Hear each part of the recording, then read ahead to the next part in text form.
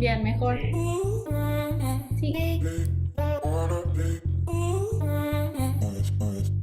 Hi everyone, and welcome back to the Business Caselette, where we examine little bits of business to try and leave our sessions a little bit more informed about the business that surrounds us. If you're new here, I'll leave a little explanation above, or maybe it's here, linking to the first episode that'll explain a little bit more about what we do, and if you're not new, welcome back.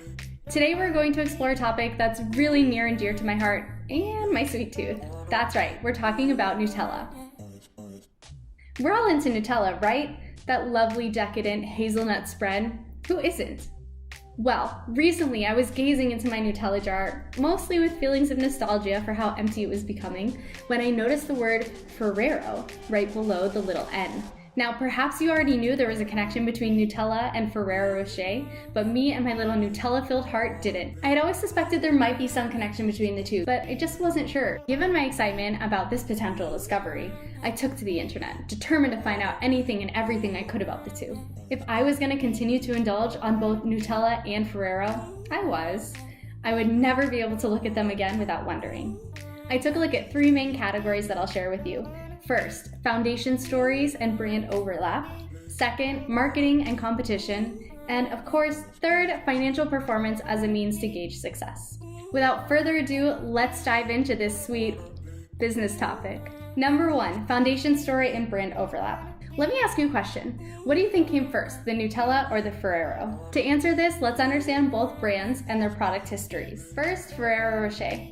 The Ferrero Rocher brand was created in 1942 in Alba, Italy, located in the Piedmont region. The brand was started by Pietro Ferrero with a mission to make high-quality chocolates accessible to all. In 1956, Ferrero went international. Ferrero's first international move was to Germany and shortly after to France. It wasn't until 1988 that Ferrero finally made its way to the United States. The Nutella storyline is a bit different. Nutella was created in 1946 as a solution to cocoa shortages following World War II. Pietro Ferrero, our Ferrero guy, combines hazelnuts, sugar, and a small bit of cocoa in a loaf-style shape that could be sliced and enjoyed on bread. He called it Jean du Jour. It has a little bit of a different ring than the Nutella that we know today, but this was a famous carnival character, so it was important to the time and the place. In 1952, however, Jean du Jour evolved into its second form, which was called Super Crema. 12 years later, in 1964, Pietro's son Michele fine-tuned the recipe and changed the name to what we know today as Nutella. Here's when the lightning round started. 1 year later, the infamous Nutella jar was created. And another year later, Nutella launched internationally in France and spread all around Europe. In '68, Michele was back at work furthering the Nutella takeover with the launch of the Kinder brand. In 1978, Nutella made its way to Australia. That's 10 years before Ferrero Rocher would ever leave Europe. Okay, Alexandra, let's take a step back. What does all this mean? So our takeaway here is that Pietro Ferrero had a dream to become the confectioner of the people. He found opportunity out of cocoa scarcity, and from the Ferrero roots, Nutella was born. As for brand overlap, neither website really references the other products directly, meaning you won't find any Nutella products on the Ferrero Rocher website, and you won't find any Ferrero Rocher products on the Nutella website. One exception, of course, is the family photo that's featured on Nutella's Ferrero group page. Number two, marketing and competition. Ferrero Rocher markets one and only one single product, although it comes in many shapes and sizes. If you pop on over to their website, you'll see the same little golden signature wrapped treats in small forms, in multi-forms, and even in a large form now. On the tips and ideas page, you can find mini tutorials on how to prepare the little treats in various white tablecloth dessert selections. Ferrero Rocher clearly targets a high-end use case and showcases that this is a special occasion product that will transform any occasion. However, Target offers a 24 count for approximately $12. At 50 cents a pop, it doesn't seem too outrageous to treat yourself and transition any old day into a special day. I'm not sponsored, I promise. Ferrero Rocher, if you would like to sponsor me, I will gladly accept. The Nutella site, on the other hand, is fun, vibrant, and informative.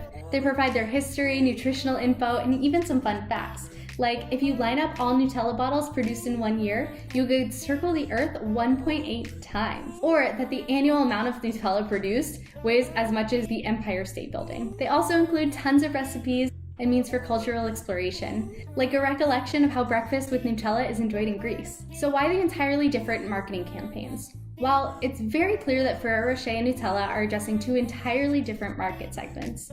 Nutella is appealing to the market of everyday use, and Ferrero Rocher, is appealing to more special occasions. The objective, of course, trickles down into their marketing campaigns and how we feel about the brands. Ferrero Rocher's marketing and branding are all about the special occasion, the fancy party, the tablecloth dinners, while Nutella is all about breakfast, family, and DIY. Indulge in your treats that you can prepare at home. That's Nutella. Part 2.5, the competition. When it comes to competition, there are tons of chocolate bars with hazelnut spreads, or even hazelnut-infused flavors. But there's just something about calling it a Nutella latte or a Nutella shake that tugs at the heartstrings and screams comfort food. Number 3, financial performance and social responsibility. Now, to talk about financial reports, we're unfortunately going to need to turn to the Ferrero Group as a whole. But now that we understand what that's comprised of, that's okay. Now, according to Bloomberg, last fiscal year, ending 2019, the Ferrero Group had a profit of nearly 929 million euros. That's approximately 642 million euros in dividends. Not a bad chunk of change for a Nutella company. Cool, now that we know that they're rolling in the dough, let's talk about social responsibility. The last CSR, which means Corporate Social Responsibility Report, was released in 2018. Or at least that's the most updated version on their website. The CSR is where a company would do their deep dive into assessing the social responsibility performance of the company. Nonetheless, they have released a few updates of what Ferrero has been working on in the meantime. Here's 3 things that they've been working on. First, they've been working on their commitment to making packaging 100% reusable, recyclable, or compostable, and have pledged that this will be completed by 2025. That's only 5 years from now, so let's see if that holds up. Second, they've announced their partnership with the Earthworm Foundation to improve sustainable sourcing of hazelnuts. Hazelnut scarcity is real, folks. And third, they've updated us on their pledge to release the names of all palm oil mills that they source from every 6 months. This helps us as the consumer gain transparency and traceability into their ingredients. Guys, we made it. Don't you feel informed? And well, probably a little hungry for Nutella. So let's go do that. Un beso!